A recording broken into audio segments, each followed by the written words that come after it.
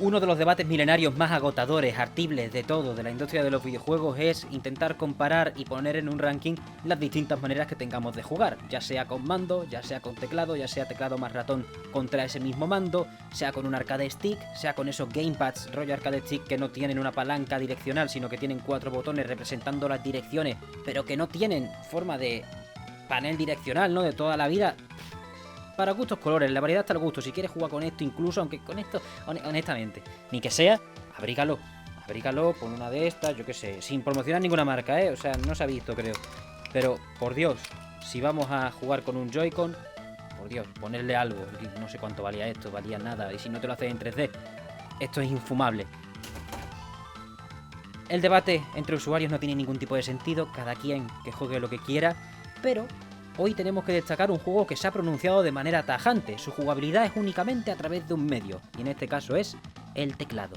Sea como, bueno, con colores, con no colores, como os dé la gana, estamos ante un desafío de mecanografía, y Glyphica ha abierto sus liaces este mismo 9 de octubre para enseñarnos que, joder, pues puede estar bastante bien como idea para un videojuego. Glyphica nos presenta un entorno en el que estamos todo el rato en el centro de la pantalla y van viniendo enemigos hacia nosotros pues para reventarnos la maldita cabeza y acabar la partida. El género por el que quiere que nos inclinemos o por el que quiere definirse es el roguelike, porque los enemigos van variando ya que son distintas palabras. Según escribamos las palabras con nuestro teclado directamente, pues serán erradicados de la existencia. Algunos tienen más escudos, por lo que necesitan más palabras para acabar siendo abatidos, otros necesitan son palabras más largas y hay hay una profundidad mecánica a nivel de todo lo que puedes hacer nada más que con el don de un diccionario que tiene bastante mérito en cuanto a la aparición de los enemigos, su velocidad, la exigencia que te pide pues estar mirando todo el rato a la pantalla o estar al menos bastante atento mirando arriba y abajo si no estás acostumbrado a escribir sin mirar, que puede ser una muy buena herramienta para aprender a hacerlo, porque tiene una gran variedad de palabras, no es algo que tenga solo 3 palabras con 4 letras, 4 palabras con 5 letras y a tirar, sino que tiene mogollón de variedad y encima algo muy importante es que la localización es excelente, porque gracias a Dios usa hasta palabras con ñ. ¿Cuántas veces se evita usar la letra ñ? No hablo de localización y de personas expertas, sino que al final juegos que no tengan una localización al castellano pues invisibilizan nuestra querida letra que es única para el habla hispana en general. Glyphica se ha tomado muy en serio ser un desafío para los dedos, mucho más allá pues de cualquier juego de acción que nos pueda sacar de nuestras casillas o que sea altamente exigente. Glyphica llevará a quien no se haya enfrentado nunca a un examen de mecanografía bajo uno de los horizontes más inmisericordes a los que jamás va a plantar cara. Y es que es bastante complicado, yo aguanto nada más que 15 minutos dándole caña a las teclas, pero vaya, es que no solo va a donde lleguen tus dedos a nivel de velocidad, sino que también te va proveyendo de distintas herramientas que están extremadamente bien pensadas. Tenemos ya, según vayamos avanzando en el nivel, según vayamos eliminando enemigos, vamos a ir subiendo de nivel y por tanto desbloqueando mejoras aleatorias, que serán, bueno, eso añade a la capa de aleatoriedad, a la capa de justificar que es un roguelike. Además de eso, suponer mejoras muy bien pensadas, centradas en, pues, hacerle la vida más fácil a quien juega, ya que, bueno, tiene que haber momentos valle dentro de una partida. Cada vez que subamos de nivel nos ofrecerán 3 habilidades y tendremos que elegir una de las 3. Entre ellas pues hay mejoras para el arma base que cojamos, porque también hay un abanico de armas base entre las cuales tenemos que elegir con la que queremos empezar la partida. También armas adicionales como torretas que atacan directamente según un rango, armas adicionales que tienen otras condiciones de aparición, efectos especiales de nuestros propios ataques, todo para que al final pues podamos escalar un poquito más y siempre pensar que podremos rascarle minutos a esa partida si somos capaces de matar un par más de palabras y entonces acceder a esa subida de nivel que nos dé esa mejora que nos lleve a un pico de rendimiento. El estado actual de Glyphica es muy positivo y ya pudimos averiguarlo en el IndieDevDay de este año, y es que con este pequeño vídeo pues comienza nuestra cobertura del evento. El domingo habrá un reportaje con todas las propuestas, excepto las entrevistas a puerta cerrada como esta que tuvimos durante el evento, todas las propuestas que nos encantaron. 14 proyectos vamos a presentar en un solo vídeo, así que agárrense y por favor compartan y disfruten y díganos qué os parece. En este caso toca entrevista con Sumo, que forma parte de Squeaky Wheel y es el estudio pues que le ha dado alas a XM, desarrollador en solitario de Glyphica, para acabar convirtiendo este proyecto pues en un lanzamiento, esperemos, que exitoso. Al final Sumo, como experto en la parte más de negocios, de business en general, de la industria del videojuego, pues con su bagaje en Paradox Interactive le ha dado a alguien que es ex diseñador de Stellaris, pues esta oportunidad de explotar sus capacidades en un espacio independiente que nos garantiza además pues IndieDevDay, ¿no? En el sentido de que en un ambiente en el que la industria hay cada vez más desgaste por culpa de despidos y otras situaciones asquerosas, pues eventos como IndieDevDay visibilizan este tipo de creadores pues que acaban, bueno, de todo tipo de orígenes, pero muy importante también aquellos que quieren hacerse una vida más allá de el ala más corporativa o el ala más de mayor presupuesto dentro del sector. Glyphica representa esto también bastante bien por lo acertado en la ejecución de sus ideas y solo podemos desearle suerte a estos dos individuos de los que hemos hablado y escuchar ahora, bueno, ustedes, yo ya le entrevisté a Ryan Sumo.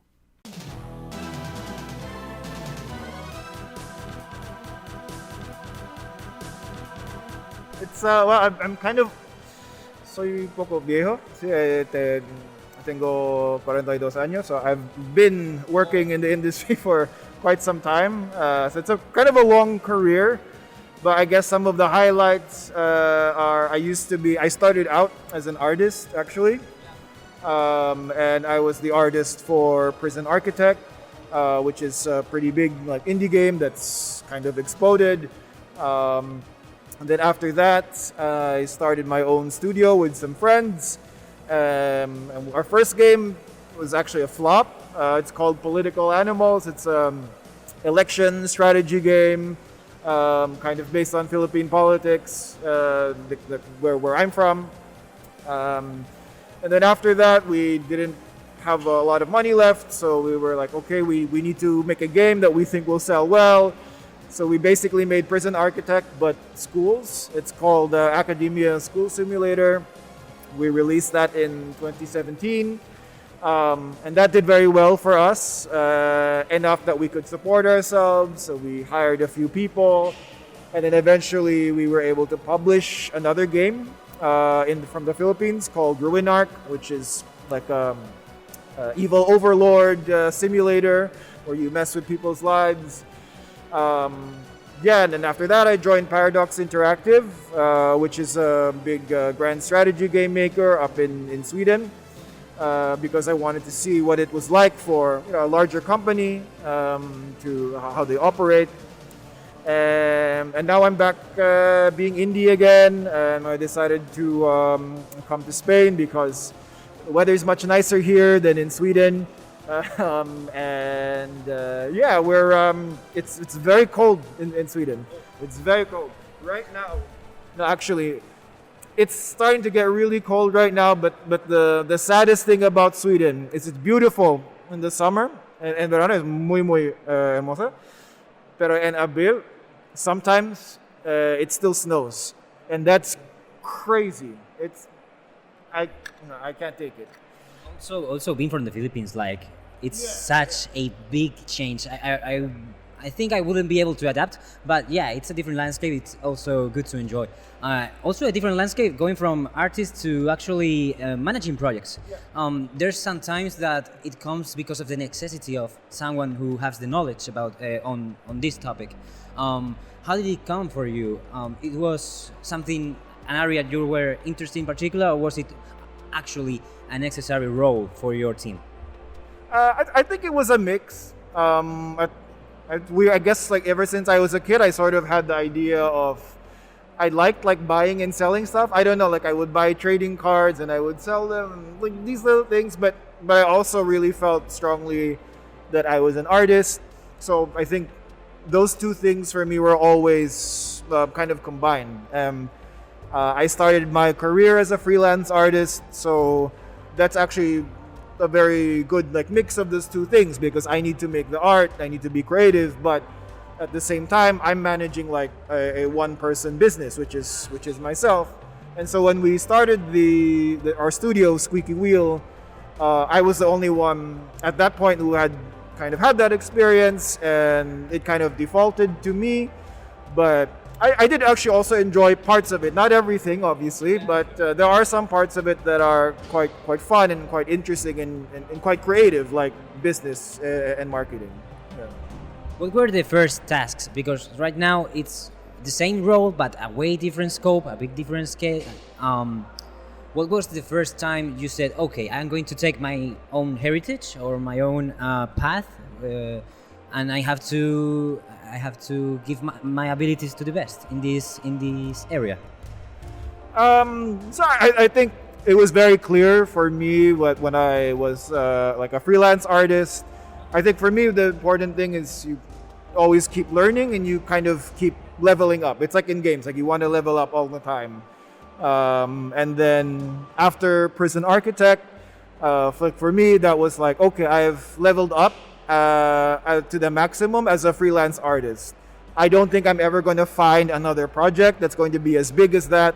So what's the next challenge for me? And so that's why I thought about, okay, maybe it's time to make my own games with my friends and put it out into the world, because that's the new challenge. It's a different challenge.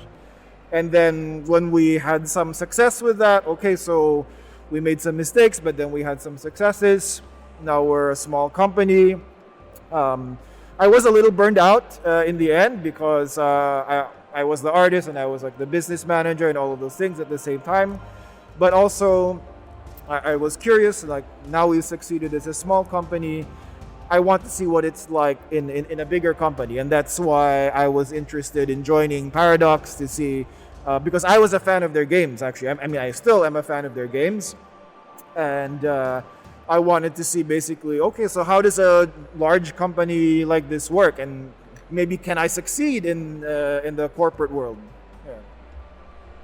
A great path. It's a great journey, man, because we usually have to listen to some gloomy stories about how you have to adapt to so many things that you actually end up burnt out, but like for real, the end of it.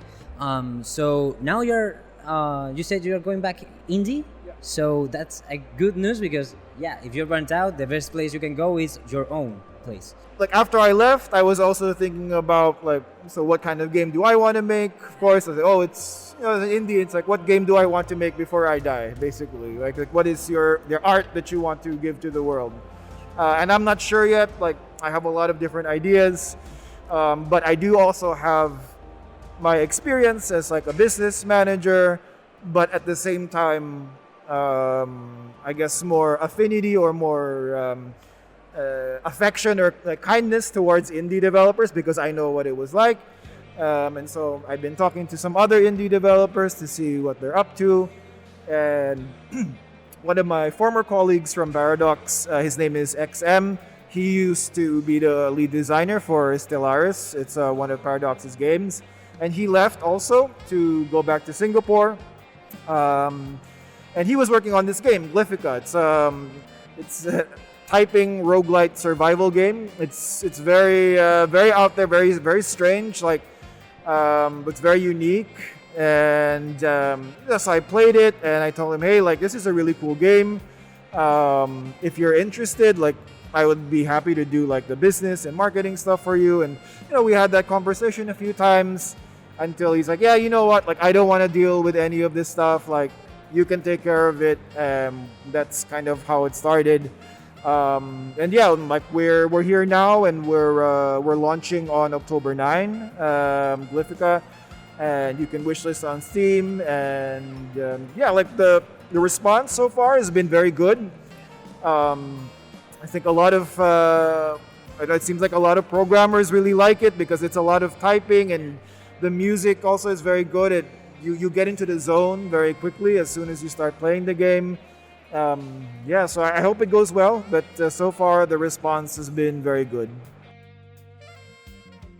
Es una alegría tremenda ver y contribuir a esa positividad alrededor de Glyphica, y es que no hay mucho más que decir. Muchísima suerte a todas las personas que se estén batiendo el cobre de manera similar, porque todo el mundo merece, ¿no? Poder salir con esa, si tienes esa inquietud creativa, sobre todo, pues poder permitirte salir de esa corriente más corporativa y hacer esos juegos por los que lucharías a morir, prácticamente. Hasta aquí la entrevista, hasta aquí el vídeo en general. Muchísimas gracias por vernos, muchísimas gracias a Ryan por la enorme oportunidad y por compartir su historia, porque la verdad que es algo extremadamente apasionante ver estos perfiles con su bagaje y con su expertise, pues compartirlo de manera tan abierta. Y nada más, esta es nuestra primera parada en la cobertura IndieDevDay 2024, y nos vemos el domingo con el reportaje de larguísima, no, tampoco larguísima, pero bueno, en el que incluiremos pues todas las propuestas que nos enamoraron, con entrevistas a pie de pista. Todo feedback es bienvenido con este tipo de propuestas, que ustedes sabéis que nosotros estamos enfrascados un poco en el formato podcast. También intentamos hacer todo lo posible con reportajes y cosas,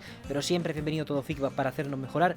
Y nada, ya sabéis que estamos en todas las redes sociales que pongan en la descripción: TikTok, Twitter, Instagram, Blue Sky, los comentarios de Spotify, bueno, eso cuando subo podcast. y demás también los comentarios de YouTube. Así que nada, muchísimas gracias por el apoyo una vez más y nos vemos dentro de unos días.